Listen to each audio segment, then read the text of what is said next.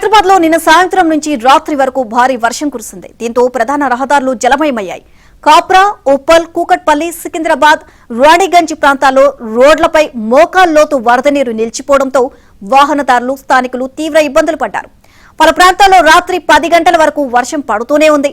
కాప్రాలో 6.9, ASR రావు నగర్ లో 4, ఇక ఉప్పల్లో 4 సెంటీమీటర్ల వర్షం కురిసింది.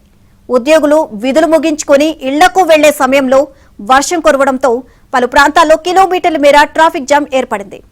జూబ్లీహిల్స్, మాదాపూర్, గచ్చిబౌలి, రాయదుర్గం, జేఎన్టీయూ, కూకట్పల్లి ప్రాంతాల్లో భారీగా వాహనాలు నిలిచిపోయాయి. పోలీసులు, మున్సిపల్ సిబ్బంది రోడ్లపై నీటిని తొలగించి ట్రాఫిక్ ను క్లియర్ చేశారు.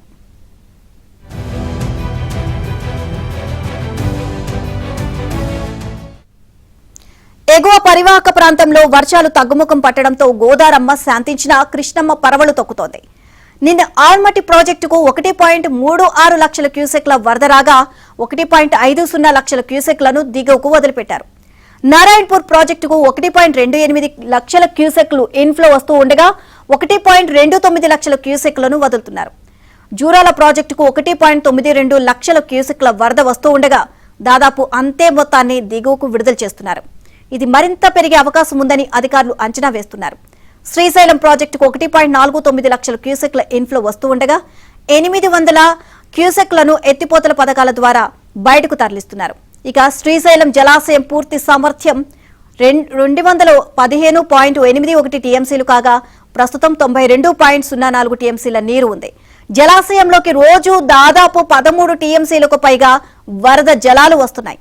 వరద ఇలాగే కొనసాగితే 10 రోజుల్లో పూర్తిగా నిండే అవకాశం ఉంది.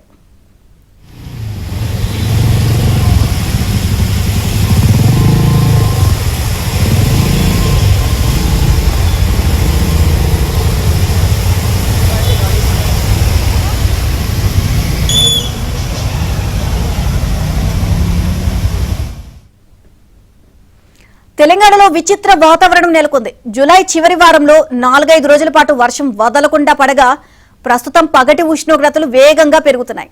పగలంతా తీవ్ర వేడి, ఉక్కపోత వాతావరణం ఉంటూ సాయంత్రం కాగానే వర్షం పడుతోంది. నిన్న 27 జిల్లాల్లో 35 డిగ్రీలకు పైగా గరిష్ట ఉష్ణోగ్రతలు నమోదయ్యాయి. సూర్యాపేట జిల్లా మునుగాలలో అత్యధికంగా 38.8 డిగ్రీల ఉష్ణోగ్రత నమోదైంది. మరో వారం పాటు ఇవే పరిస్థితులు ఉంటాయని హైదరాబాద్ వాతావరణ కేంద్రం అధికారులు తెలియజేశారు. అన్ని జిల్లాల్లో బలమైన ఉపరితల గాలులు వీస్తాయని చెప్పారు. 9వ తేదీ వరకు రాష్ట్రంలో కొన్ని చోట్ల తేలికపాటి నుంచి ఒక మోస్తరు వర్షాలు కురిసే అవకాశం ఉందని వెల్లడించారు. నిన్న పలు చోట్ల భారీ వర్షం కురిసింది. మెదక్ జిల్లా పాపన్నపేటలో 6 సెంటీమీటర్ల వర్షపాతం నమోదైంది. ఉమ్మడి రంగారెడ్డి జిల్లాలో పలు చోట్ల భారీ వర్షం కురిసింది. కొడంగల్లో 10.13 సెంటీమీటర్ల వర్షం పడింది.